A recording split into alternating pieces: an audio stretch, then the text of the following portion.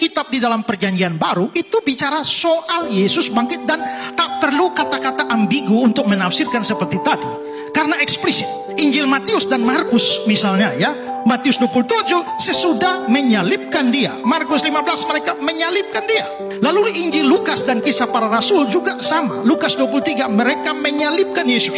Kisah pasal 2 juga telah kamu salibkan dan kamu bunuh, dan Allah telah membangkitkan dia. Ada pernyataan eksplisit, salib, bunuh. Kalau tadi Pak Kainama punya teori, berarti ya disalib tapi nggak mati, nggak dibunuh. Tapi kalau sampai ada kata disalibkan lalu bunuh lalu membangkitkan, tak mungkin ada kebangkitan tanpa kematian. Lalu di Kisah pasal 1 ayat 3 dengan banyak tanda yang membuktikan dia hidup. Selama 40 hari dia berulang-ulang menampakkan diri. Lalu dalam Injil Yohanes dan surat-surat Yohanes 19, Pilatus menyerahkan Yesus untuk disalibkan, dan di situ dia salibkanlah mereka. Tapi penulis yang sama di 1 Yohanes 3:16, dia telah menyerahkan nyawanya, itu pasti mati. Jadi tidak ada ceritanya disalibkan tapi tidak mati. Lalu surat-surat Paulus 1 Korintus 1:23, Kristus disalibkan, Galatia 1, Kristus yang disalibkan, dan Filipi pasal 2 ayat 8, mati di kayu salib. Itu berarti bukan hanya disalibkan tapi sampai mati. Lalu penulis surat Ibrani yang kelima,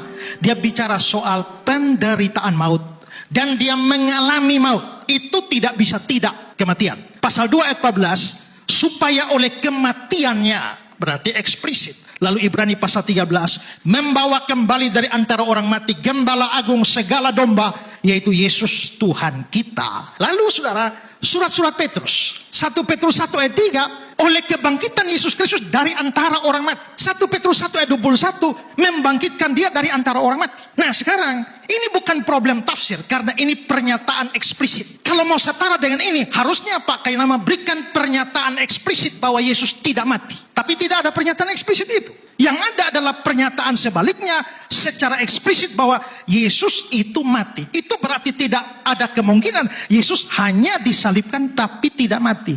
Dan anehlah, tadi Pak Kainama pakai ayat-ayat Alkitab ini dari Matius, dari Markus, dari Lukas, dari Yohanes untuk membuktikan bahwa Yesus tidak mati. Padahal di bagian-bagian lain dari ayat itu secara eksplisit bilang Yesus mati dan bangkit. Lah jadi bertentangan dong. Itulah sebabnya saya bilang itu problem tafsir.